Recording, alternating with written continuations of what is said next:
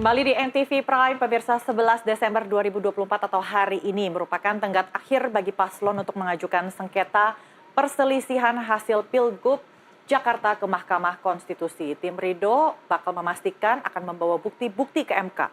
Dan untuk membahas hal ini lebih jauh sudah bergabung bersama kami Marwarar Siahaan, Hakim MK periode 2003 sampai dengan 2009, dan Sarnowo Adi Nugroho, juru bicara Pramono Ranu. Selamat sore Prof. Maru dan juga Mas Nowo. Selamat sore Mbak. Prof. Maru maunya dipanggil Pak Maru karena katanya lebih seksi. Ini kita tahu teman-teman, rekan-rekan atau juniornya ya Pak Maru di MK ini lagi banyak kerjaan, kasihan. Oh iya. Karena banyak sekali gugatan yang dilaporkan. Nah, kira-kira tim Ridho ini kalau sampai jam segini, jam berapa ini? 5.40 belum daftar, kira-kira apa yang terjadi? Ya kan mungkin kesulitan lah dalam soal ya teknis pembuktian karena sangat jelimet juga ini syarat-syarat yang ditentukan di dalam peraturan Mahkamah Konstitusi bahwa permohonan itu sekaligus dengan daftar alat bukti dan juga alat-alat buktinya disebutkan di situ, sehingga kesiapan seperti ini kalau misalnya sejak awal biasanya orang yang merasa sudah akan menang itu agak sedikit terlambat mengumpul bukti, arti bisa berbahaya sekali. Di sini sebenarnya kalau kurang siap Pak Maru. Ya artinya kalau dia sampai terlambat itu bisa terjadi di situ dia. Tapi bisa jadi secara internal ada perbedaan-perbedaan paham tentang apa yang dikatakan dalil yang hendak dikemukakan di dalam permohonan. Misalnya kita mau mengatakan pasangan Pram itu sebenarnya tidak betul langkahnya itu adalah pelanggaran TSM. Wong dia tidak pegang struktur kan, tidak pegang bansos. Bagaimana bisa? Jadi hal-hal semacam itu di dalam memformulasikan permohonan boleh jadi. Tetapi cenderung biasanya kalau merasa menang atau di atas angin, dia cenderung lalai di dalam penghimpunan alat-alat bukti sejak awal. Karena yang paling kunci di sini adalah sebenarnya formulir C1 hasil. Kalau mereka tidak memiliki secara rata itu, ya agaknya tersendatlah dalam pembuktian. Jadi mungkin sekarang masih dalam waktu mengais-ngais barang bukti, dan kira-kira menurut Pak Maru akan cukup waktukah sampai 23.59 malam ini? Saya kira mereka harus forsir kalau memang serius mengajukan itu. Kecuali sudah angkat bendera putih, menyerahkan. Oke men, Pramono Adong silakan yuk itu. Tapi itu kebijakan itu kan tidak berada di tangan siapa, yang saya tidak bisa tentukan. Siapa yang menentukan itu? Mau angkat bendera atau tidak kan? Oke, baik. Jadi anggaplah mereka masih berusaha. Dan anggaplah mereka mendaftar sesuai dengan apa yang mereka inginkan. Mereka akan mengajukan gugatan. Kira-kira ditolak atau diterima MK? Pak Maru? Ya kalau itu kan nanti kita lihatlah. Tetapi kalau saya melihat, sedang memperhatikan semua proses yang ada. Dari sudut ukuran-ukuran yang kita kenal itu. Ya sudah cukup jurdil lah, dan kemudian fair apa yang diperoleh. Ini pendapat kita ya, bahwa mediat itu secara fair lah perolehan pasangan calon nomor 3 Pramono Anung itu. Dan memang zamannya sedang pengaruh dari kekuasaan yang lama itu sudah agak sedikit cenderung menurun, sehingga menurut saya ada waktunya sekarang orang sedikit netral di dalam beberapa hal di Jakarta. Dan Jakarta itu adalah tolok ukur yang paling sulit misalnya dicapai untuk bagaimana menaklukkan orang-orang, terutama karena dari sisi intelektualitas pemilih di Jakarta barangkali boleh dikatakan lebih tinggi lah standarnya daripada yang lain-lain. Oleh karena itu saya yakinlah, kalau dari sudut yakin aja misalnya, karena tidak ada kemungkinan pelanggaran dengan menggunakan struktur pemerintahan atau aparatur bagi pasangan nomor 3, sangatlah sulit menurut saya untuk mencapai hasil. Apalagi kalau misalnya dia tidak memiliki sumber daya seperti misalnya bansos, ya kan, amplop dan lain-lain. Itu biasanya di dalam sengketa pemilu kada, itulah menjadi tolok ukur kita melihat bahwa struktur pemerintahan dipergunakan, ASN diikutkan, hansip kepala desa, dan biasanya kalau sudah begitu itu sudah dengan satu sistem bansos, hasilnya pasti masif. Di masa lalu kita langsung nyatakan diskualifikasi kah atau pemilu ulang. Tapi menurut saya kalau sekarang ya saya mungkin bisa dikatakan tidak fair, tapi fair juga saya melihat itu. Meskipun saya punya kecenderungan terhadap pasangan tertentu, saya melihat pemilu Jakarta cukup fair ya. Dan hasilnya tentu merupakan hasil yang terbaik menurut saya. Jadi warga Jakarta cukup waras ya cukup untuk bisa saya kira. memilih siapa yang mereka inginkan sebenarnya untuk memimpin kotanya. Oh iya betul, tapi saya tidak menggunakan kata waras. Kalau di tempat lain nanti tidak waras itu tanggung jawabnya jangan salah saya. Oke, Mas Nowo, melihat gugatan yang akan diajukan ya masih ada waktu ya, katanya waktu masih panjang menurut mereka. Bagaimana tanggapan dari tim Pramono? Oke, kalau dari kami sih Mbak, pada prinsipnya menghargai semua langkah-langkah hukum yang akan dilaksanakan oleh tim paslon lain, karena bagaimanapun itu adalah hak mereka. Itu adalah hak yang kalah biasanya akan menggugat. Nah artinya dari sisi kami adalah kami pun menyiapkan tim hukum, kami juga menyiapkan bukti-bukti yang memperkuat jika memang nanti ada terjadi pergeseran, entah bagaimana caranya nilai angka-angka akhirnya itu dirubah atau direvisi dan lain sebagainya, kami mempunyai rekapnya dari TPS, dari KPPS dan sampai berjenjang sampai dengan tingkat provinsi. Dan itu sudah sudah dibuktikan bahwa hasil rekap di awal sampai di akhir itu tidak berubah. Artinya 50,07 itu sudah ya sudah benar gitu. Jadi jadi data tim internal Pramono Rano dengan hasil dari KPU itu sudah sesuai begitu ya data-datanya, angka-angkanya. Iya dong. Begitu, Mbak. Jadi ya kami mempersilahkan tim paslon 01 masih ada waktu beberapa jam lagi ya, kami tunggu. Kami hargai juga usaha-usaha mereka, ya kita lihat nanti sampai batas waktunya seperti apa. Tadi seperti yang disampaikan oleh Pak Maru, kalau misalnya MK akan berdasarkan bagaimana melihat mempertimbangkan jika tim atau paslon 3 ini tidak punya kekuasaan, kemudian tidak ada sumber daya yang cukup ya untuk bisa mempolitisasi pilkada ini, tanggapannya seperti apa? Benarkah memang hanya mengandalkan wong cilik saja yang mendukung tim, maksud saya Pramono Rano? Ya begini Mbak, karena dari awal aja kita udah lihat nih, Mas Pram dan Bang Dwi ini kan hanya didukung satu partai. Sedangkan di sebelah itu kan banyak gabungan koalisi partai sampai belasan. Ya kalau dilihat secara matematis saja kan ini sudah jelas ya, kita cuma didukung satu, mereka didukung banyak gitu. Artinya secara dukungan baik dari sisi logistik, dari sisi pemilih, karena mereka juga terdiri dari beberapa partai, artinya kan mereka harusnya bisa gitu. Tapi kita hanya dengan satu partai dan beberapa partai lainnya yang non legislatif gitu, ya akhirnya tetap masyarakat yang memilih. Gitu, walaupun pada saat awal kedatangan Mas Pram surveinya hanya kecil 0,1, Mas Pram nggak dikenal gitu, yang dikenal Bang Dul gitu. Tapi seiring seringnya Mas Pram ini terjun ke masyarakat makin kenal, makin tahu programnya apa, pada akhirnya masyarakat lebih cocok dan akhirnya memilih sampai akhirnya terpilihlah Mas Pram dengan angka 50,07. Begitu Mbak. Baik Pak Maru, kabarnya nih tim Ridho sudah menyiapkan bukti-bukti pamungkas ya, bukti-bukti yang cukup kuat. Nah kita juga harus fair lah ya, karena tidak ada perwakilan dari mereka di diskusi kali ini. Kira-kira apa yang akan menjadi faktor penentu keberhasilan MK menerima gugatan dari tim Ridho?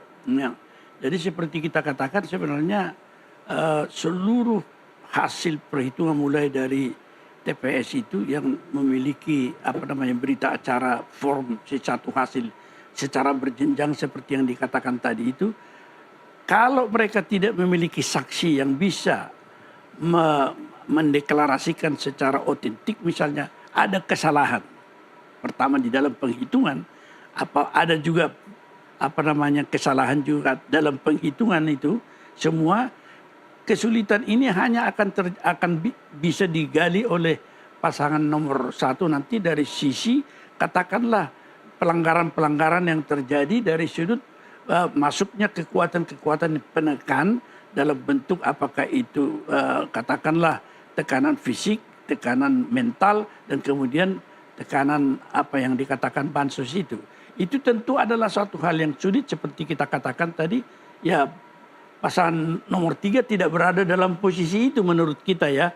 Karena dari satu sisi dia ada satu partai saja, sedangkan sumber daya yang ada pada nomor 1 dengan berapa? 11 partai. 13 atau 13 14 partai itu tentu mereka memiliki juga sumber daya partai yang bisa dikerahkan. Tetapi toh kondisinya seperti itu. Sehingga oleh karena itu menurut saya kalau memang tidak memiliki katakanlah saksi-saksi yang cukup untuk menafikan, menegasikan hasil yang sudah perhitungan yang sudah ada berdasarkan apa yang dihimpun oleh mulai petugas KPPS, TPS itu sampai kepada tingkat provinsi, tentu saya tidak bisa mengatakan apalagi daya yang mereka akan kumpulkan. Apalagi misalnya seperti tadi pagi saya mendengar bahwa peserta pemilu sudah sangat rendah, dikatakan kemudian itu merupakan suatu kesalahan dari KPU. Tetapi kurang lebih tahun 2008 barangkali MK telah memutuskan bahwa daftar DPT yang tidak termuat dulu dalam peraturan lama itu tidak boleh memilih kalau tidak ada dalam daftar pemilih tetap, itu dibatalkan oleh MK dan mengatakan cukup KTP dan KK dan kemudian kalau di luar negeri cukup paspor, sehingga tidak ada alasan untuk mengatakan bahwa ada kemungkinan formulir C6 itu menjadi alasan orang tidak memilih, bahwa memang animo orang-orang tertentu tidak mau ke TPS ya itu adalah sesuatu hal yang tidak bisa kita jadikan suatu ukuran untuk menentukan siapa yang mempengaruhi mereka dan siapa yang menekan mereka. Itu tentu adalah perkembangan politik karena kita baru mengakhiri pilpres kan, yang tentu saja ini ada pengaruhnya apalagi bagi orang-orang tua. Kok nusuk-nusuk terus sih, capek juga katanya. Ya jadi itu benar, kira, Pak Maruf, salah satu alasannya adalah karena tidak banyak sekali warga yang tidak mendapatkan undangan C6 itu. Dan alasan mereka satunya lagi adalah kebanyakan pemilih adalah pemilih pemula. Sehingga jika tidak mendapatkan undangan, mereka juga bingung harus bagaimana dan itu akan mempengaruhi pemilih yang berpartisipasi dalam pilkada, itu satu alasannya. Kemudian ada juga lainnya adalah di beberapa tempat sudah ada laporan ke Bawaslu, kemudian Bawaslu tidak menanggapinya. Dan juga ada lagi ada kecurangan yang terjadi di beberapa TPS yang kemudian akan disiapkan bukti-buktinya oleh tim lawan politik dari Mas Nowo ini, sehingga beberapa hal tersebutlah yang menjadikan landasan mereka akan mengajukan gugatan ke MK. Nah, seberapa kuat alasan-alasan ini untuk dapat diterima? Kalau saya katakan tadi seperti formulir C6 itu tidak cukup kuat. Apalagi kalau generasi baru pemilih. Generasi apa namanya itu? Gen Z, Pak. Gen Z itu mereka memiliki kemampuan untuk mencari melalui gadget elektronik ya, yang dengan mudah mereka mengatakan di sana bahwa MK sudah pernah membatalkan itu dan dengan KTP saja sudah cukup kita tanpa ada pun formulir C6. Bahwa kemudian kalau C6 itu pun misalnya keluhan yang ada, apakah telah dilaporkan? Karena itu adalah menjadi bagian dari sengketa proses yang menjadi bagian dari Bawaslu, pecahkan dulu masalah itu. Kalau tidak ada dari Bawaslu, tentu dia secara objektif, kalau memang itu adalah kesalahan Bawaslu, apa yang kita katakan bahwa keadilan prosedural tidak boleh menutup keadilan substansial kan, maka bisa dibawa ke MK. Tetapi tentu saja seperti kita katakan tadi, Bawaslu tentu bukan tanpa alasan melihat itu. Kalau dia punya alasan, tentu akan dia tangani dengan baik itu. Tetapi seperti kita katakan tadi, ya di Jakarta tidak ada lagi orang yang begitu tertutup informasi bagi terutama generasi muda yang meskipun baru pertama kali memasuki atau berhak untuk memilih. Saya kira ini bisalah kita lihat nanti di MK itu bagaimana. Karena pembuktian seperti ini adalah sesuatu yang paling sulit. Apalagi dengan selisih, selisih atau margin perbedaan antara pasangan calon nomor 3 dengan nomor 1 dan maupun nomor 2 yang bersemangat juga mereka. Hitungannya itu sudah melalui suatu parameter yang ditentukan dalam pasal 153 Undang-Undang Pilkada. Apa itu, Pak Mas? Untuk Jakarta dengan jumlah penduduk ini selisihnya adalah 0,5%. 0,5%. Padahal selisih ini kan sangat tinggi.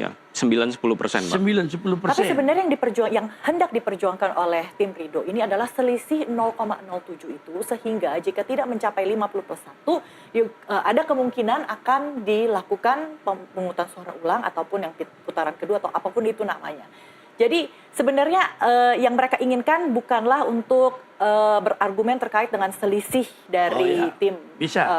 Pramono Rano dengan Ridho yang angkanya 9-10%, tapi adalah selisih angka 50+1 itu, di mana 0,07 itu kalau dihitung-hitung hanya sekitar 2.925. Oke. Nah, itu Nah sebenarnya. itulah, ini juga merupakan sesuatu upaya yang sangat, katakanlah sangat ketat ya. Kalau kesalahan KPU itu tentu harus mereka tunjukkan di mana Ya.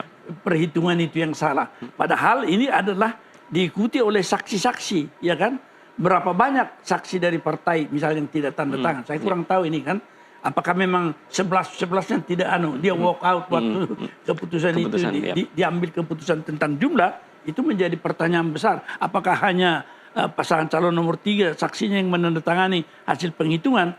Nah, itu akan kita lihat nanti. Saya belum di media ya, itu tidak terjadi begitu. Tapi barangkali dari Pak Bowo bisa diminta juga informasi. Apakah memang ketika penghitungan mulai dari tingkat yang terendah sampai kepada formulir di hasil, adakah satu tantangan atau protes yang menyebabkan mereka ketika rapat pleno itu menandakan itu tidak betul? Sebentar Pak Maru, sebelum ke Mas Lowo ini, apakah angka 2.900-an itu ataupun gugatan yang dilayangkan oleh tim paslon nomor 1 ini berpotensi untuk mempengaruhi hasil keputusan KPU kemarin? Saya kira bisa jadi terjadi itu, tetapi untuk mencapai itu adalah harus membuktikan bahwa yang sekian ratus ribu itu tidak sah, kan? Itu adalah suatu hal yang sulit, karena itu hanya bisa dibuktikan, satu dengan saksi, dua dengan alat bukti yang otentik yang arah formulir C1 hasil sampai berjenjang ke atas. Dan tentu saja dalam proses yang berjenjang seperti ini, yang dikontrol satu sama lain, dari yang C1 itu dikontrol lagi ke atas, dikontrol, kalau pengalaman kita ya, itu adalah sesuatu yang sangat sulit. Kecuali ya kalau dalam tipe seperti Jakarta, kita bisa membuktikan dipergunakan kekuasaan, dipergunakan uang, itu pasti dia masif. Kalau dalam pengalaman kami dulu tahun 2008 di Jawa Timur, ada perintah pokoknya nomor sekian, kan? Ada perintah seperti itu sudah memenuhi pengaruh struktur yang tidak sah. Kita langsung tidak sah gitu. Ulang. Tapi kan saat ini tim Peramdul ini juga sangat mengawal ya proses ya dari awal sampai saat ini mungkin betul. Sudah ada persiapan seperti apa kira-kira? Seperti yang saya sampaikan tadi sih Mbak. Jadi kami itu memang kita tetap mempunyai bukti-bukti hasil rekap C1 itu dari bawah berjenjang sampai atas. Nah ini kan menjadi pegangan kita bahwa memang mungkin ada di beberapa TPS ada saksi dari paslon 01 yang tidak mau menandatangani, tapi jika tidak mau menandatangani kan dia harus buat laporan keberatan dan harus menuliskan alasannya. Nah itu banyak mereka menolak tapi tanpa melaporkan apa keberatannya itu apa. Nah ini kan artinya hanya sebagai pepesan kosong bahwa mereka tidak mau menandatangani. Dan dari sisi KPU tidak menandatanganinya saksi paslon tertentu itu berarti tidak sama saja bukan berarti tidak sah gitu. Artinya itu tetap sah, ya mereka tidak mau menandatangani, tapi hasil rekap berjenjang itu tetap dianggap sebagai suatu hasil yang sah. Nah itu yang menjadi dasar pegangan kita sih. Jadi tim Pramdul menganggap bahwa ini gugatan ini tidak ada dasar hukum yang kuat, hanya murni mungkin strategi politik lawan? Ya saya rasa ini satu-satunya cara mereka last effort mereka nih Mbak, last effort mereka, upaya daya mereka terakhir ya untuk sampai selesai dengan pilkada ini. Salah satunya melalui MK ini kan ya. Jadi kami monggo aja mereka mau melakukan gugatan ke MK, mereka mau mengumpulkan bukti-bukti ya silahkan aja. Kita juga punya bukti-bukti kok. Sepertinya Pak Maru nih tim Pramdul lebih merasa di atas angin gitu ya. Apakah nggak khawatir ada pertemuan makan malam hari Jumat kemarin, Mas Nowo? Ya pertemuan makan malam kan bisa bahas apa aja ya Mbak ya saya juga habis ini mungkin bisa makan malam sama Pak Maru gitu kan ya, artinya ya kita serahkan lah. Pak Maru baru saja bilang loh ada perintah di daerah ketika tahun berapa ya 2008. Pokoknya itu harus dimenangkan ya seperti itu kan ya, mungkin saja sejarah akan terulang kembali, kita tidak pernah tahu karena timingnya sepertinya kok pas banget begitu. Betul. Tapi dalam posisi pasangan calon nomor 3 dia tidak ada figur yang bisa memerintah ke bawah untuk melakukan itu kan. Iya. Justru sebaliknya. Iya, figurnya ada di sana. Iya, itu dia. Apakah tidak ada kekhawatiran terhadap adanya potensi-potensi perubahan, intervensi yang akan memengaruhi hasil pilkada? Iya, jadi gini Mbak, kita yakin nih suara kita saat ini adalah suara rakyat. Rakyat nih sekarang sangat mengawasi dan masyarakat DKI seperti Pak Maru bilang, kita tuh sudah lebih teredukasi, sudah lebih melek. Artinya kalau nanti ada intervensi-intervensi, masyarakat akan menilai kok, akan punya sensitivitas sendiri.